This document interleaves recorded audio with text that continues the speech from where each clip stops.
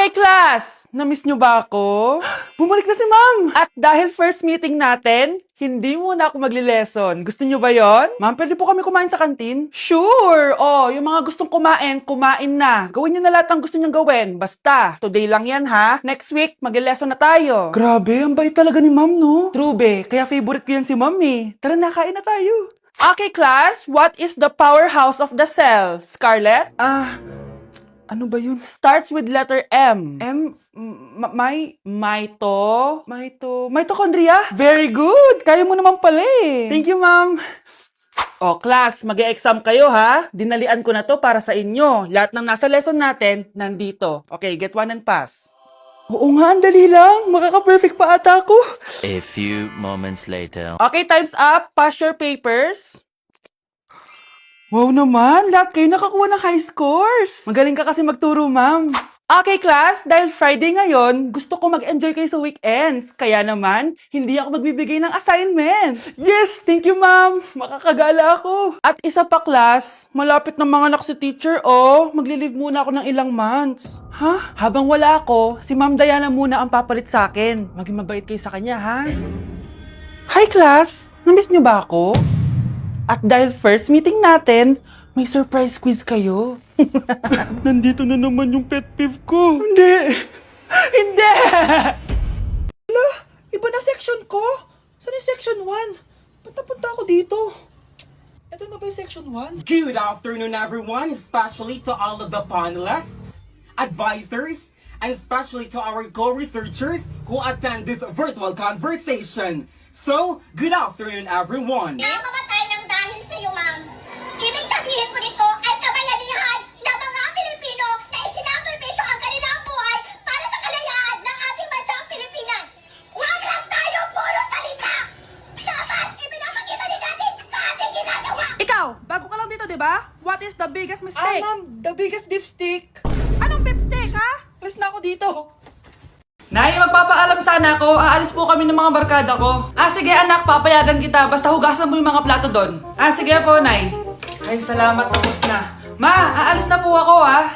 Anong aalis? Ma, sabi niyo po pag hinugasan ko po yung mga plato, papayagan niyo na po ako. Ha? May sinabi ba ako? Tsaka anak, huwag ka lumabas. Delikado sa labas. Mama naman eh, scammer ka. Tsaka pala anak, magsiswimming tayo bukas. Maganda ka na, ha? The next morning. Nay, tara na po, mag-swimming na po tayo. Oh, saan ka pupunta? Nay, sabi niyo po mag-swimming tayo. Wala naman ako sinabi mag-swimming tayo, anak. Tsaka tignan mo yung sa labas, umuulan, mag-swimming ka. Si nanay talaga scammer. Di bale, anak, mag-mall na lang tayo mamaya. Basta matulog ka, ha? Nay, totoo na po yan, ha? Few moments later. Ma, mag-mall na po tayo. Anong mag-mall? Gabing-gabi na. Sarado na yung mga mall. Matulog ka na ulit.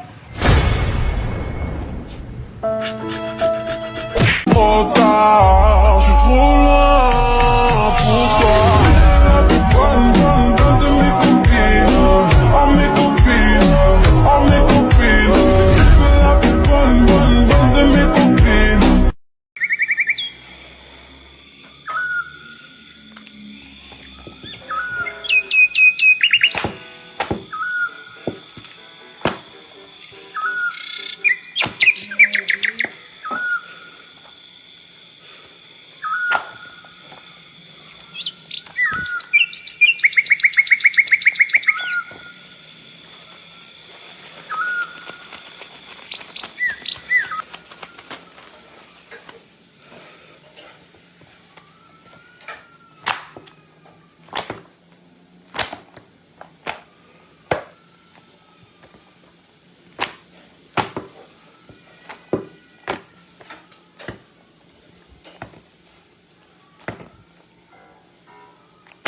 It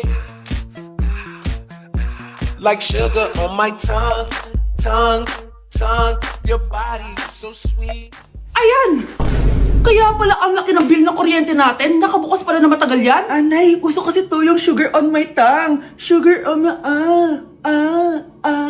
ganun. May alam din ako uso na pwede mong gawin. Talaga, Nay? Ano yun? Gagawin ko. Walang baon for a day. Ipambabayad ko sa kuryente yung baon mo. Nay naman eh. Ito na, isasara ko na to. Huwag mong babawasan baon ko, ah. Akin na nga tong cake na to. Sige na, pumasok ka na sa kwarto mo.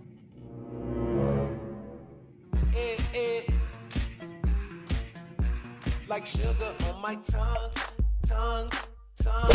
Dumi-dumi naman dito. Hoy, magwalis ka nga. Nay, parang masama po yung pakiramdam ko. Wala akong pake. Dumadahilan ka na naman ha. Oh, magwalis ka. Sige po.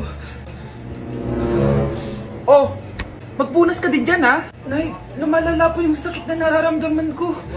Aba, galing mo din umarte no? Bilisan mo dyan. Marami pa akong papagawa sa'yo. Ay, Best Actor? Anak? Anak? Anak? A few moments later. Ikinalulungkot ko pero malala na ang sakit sa puso ng anak nyo. Hindi ko po alam, Dok. Sorry, anak. Kailangan na natin tong palitan sa lalong madaling panahon. Gawin niyo po lahat, Dok. Kailangan natin na magdodonate ng puso. Ako na pong bahala.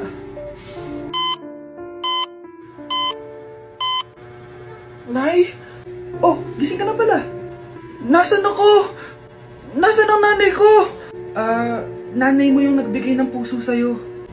Hindi pwede. Nay, sorry, Nay. Nay, buhay ka? Oo naman, anak. Buhay na buhay. Kanino puso yung nandito? Puso ng kambing yung nilipat sa'yo, anak. Ha? Ma! Ma! Pagaling ka, ha? Ma! Nay, hinuhuli ako ng mga tanong sa labas! Ha? Bakit ka nila hinuhuli?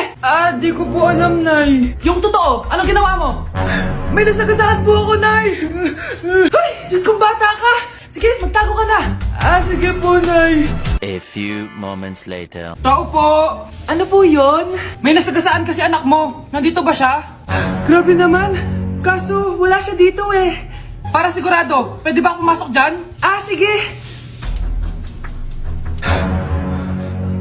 Sakit ang tiyan ko. O, di ba? Wala siya dito. Mukhang wala nga dito. Sige, alis na ako. Ano yun? Nandiyan ka lang pala, ha? Huli na kita! Teka lang. Ano ba nasagasaan niya? Nakasagasa siya ng langgam. Langgam? Seryoso ka ba? Bakit? May buhay din sila. May pamilyang naghihintay sa kanila. Oo, sige, huli niyo na yan. Total, puro kain at tulog lang naman ginagawa niya dito. Anak, maghanda ka na. Pupunta tayo sa reunion, ha? Sige po, Nay. O, anak, ito suotin mo, ha? Ang baduy naman yan, Nay. Pang matanda. Anong pang matanda? Suotin mo yan, suotin mo yan. Sige po, Nay. 1 hour later. Anak, huwag mo kalimutan mag-bless sa mga kamag-anak natin, ha? Sige na, mag-bless ka na doon. Sige po, Nay. Ang dami-dami naman nila. Bless po, tita. Bless po, tito. Lolo, bless po. Few moments later. Nay, nag-bless na po ako. Pwede na po akong kumain. Oh, kakain ka na agad. Meron pa doon. Mag-bless ka pa doon. Si mama naman eh. Bless po. Bless po. Bless po. Uy, parang tumataba ka Parang sumasama po ugali nyo Ma, pwede na po akong kumain. Kakain ka na agad. Meron pa doon. Mag-bless ka pa doon. Gutom na ako. Bless po. Bless po. Kakain na ako. Ma, kakain na ako Anong kakain? Tapos na yung reunion. Uuwi na tayo. Tara na. Na-like ng kifi ko. Anak, anong ibig sabihin ng kifi? Galing naman nito. Anak, ano ginagawa mo? Nay, nagla-like po ako ng mga post sa TikTok. Nagla-like? Bakit mo binababa? Ito na po kasi uso ngayon, Nay, yung magla-like ka gamit yung kifi mo. Ano ba yung mga bata ngayon na malalaman nyo sa TikTok? TikTok pa! Ayan, mga nakukuha nyo. Ang KJ mo naman, Nay. Try mo kaya? Ay naku, Scarlett, huwag mo kini-influensya sa mga ganyan mo, Oo nga, ang sarap sa feeling. O, diba? Like! Na-like ng kifi ko. Yung lalaking umuwi dyan kagabi, hindi ako yun, anak. Umalis na kayo dyan ngayon na. Nay! Nay! Aray! Mahal, napano ka? Sinaktan ka ba ng lalaking to, Nay? Okay lang ako, napaso lang. Okay na, Nanay. Ano nangyayari dito? Nay! Brianna! Sumama na kayo sa akin! Sasaktan tayo ng lalaking to! Di natin alam baka mamamatay tao yan! Ate, anong sinasabi mo? Si tatay yan, oh. Hindi yan si tatay, Brianna! Nay! Sumama na lang kayo sa akin! Scarlett, ako to. Tatay mo. Ba't parang di mo ako kilala? Gutom lang yan, Scarlett. Tara na, kain na tayo. Bahala kayo! Sige, huwag kayong maniwala sa akin. Tay, hindi sasama si nanay tsaka si Brianna. Ayaw nila maniwala sa akin. Hayaan mo na. Susunduin kita sa harap ng bahay. Tay, lalabas na ako. Sarap talaga ng luto mo, mahal. Tay, pagpasensyahan niyo na si Scarlett, ha? Palagi kasi nagpupuyat yun, kaya ganyan siya. Nasaan na ba yun? Huwag kang mag-alala, Scarlett. Safe ka sa akin. Tay, salamat. Niligtas mo ako sa kanya. Hawak ko na siya. Very good. Teka lang. Bakit wala dito si Scarlett, mahal? Pabalik na yun, mahal. Sige na, kumain ka na lang dyan. Sige. Kain na tayo. Gaganti na ako sa mga panloloko mo sa abroad. Manda sa akin yung anak mo sa labas. Good morning, class! Na-like ng kifi ko! Na-like ng deck ko. Aba! Grabe na tong mga to! Ganyan na ba yung mga natututunan nyo ngayon? Sabi ko na nga ba eh, walang magandang dulot yung TikTok na yan. Uso kasi to, ma'am. May bago na nga eh. Kaya naku, Samantha, tigilan mo ako. Ano namang bago yan? Eto po, ma'am, tuturuan ko kayo. Anong pinang-like mo, Samantha?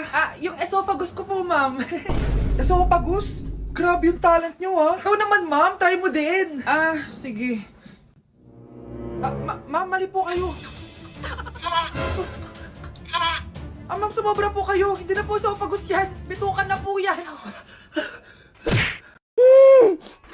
Shh, Scarlett. Itatakas kita, ha? Scarlett? May kausap ka ba? Nandiyan na si nanay. Bilisan mo. Paparating na siya. Bibilisan ko na. Scarlett! Scarlett! May kausap ka ba? Huwag kang maingay dyan, ha? Scarlett, tara na. Tara na, tita. Tita, buti na lang dumating ka. Hindi ko na kaya mga pinagagawa ni nanay. Hi, Scarlett. Nay. Napakahayap mo, Susan! Oo, hayop ako. At least madaming pera. Huwag kang mag-alala. Hindi kita sasaktan. Hindi ko na din kaya mga pinagagawa sa akin ni Susan. At ikaw, Scarlett, ipapakain ko sa'yo yung lason na binigay mo sa akin. Nay, wag po. Halika. Isubo mo tong lason. Ito'y nararapat sa'yo para mawala ka na sa mundo. Tigil mo na yan, Susan. Totoo ba ito nakikita ko?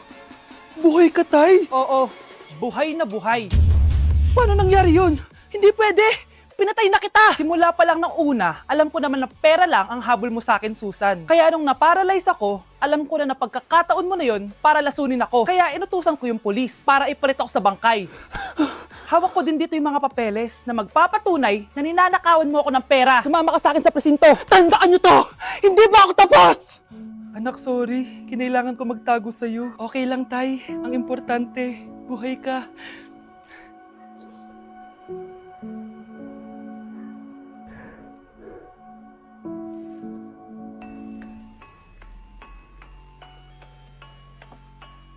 Death certificate?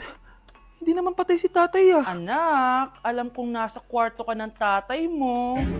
Si nanay. Anak! Nay, tawag niyo po ba ako? Wala. Kala ko nasa loob ka eh. Sige, Nay. Gagawan ko na po ng pagkain si tatay.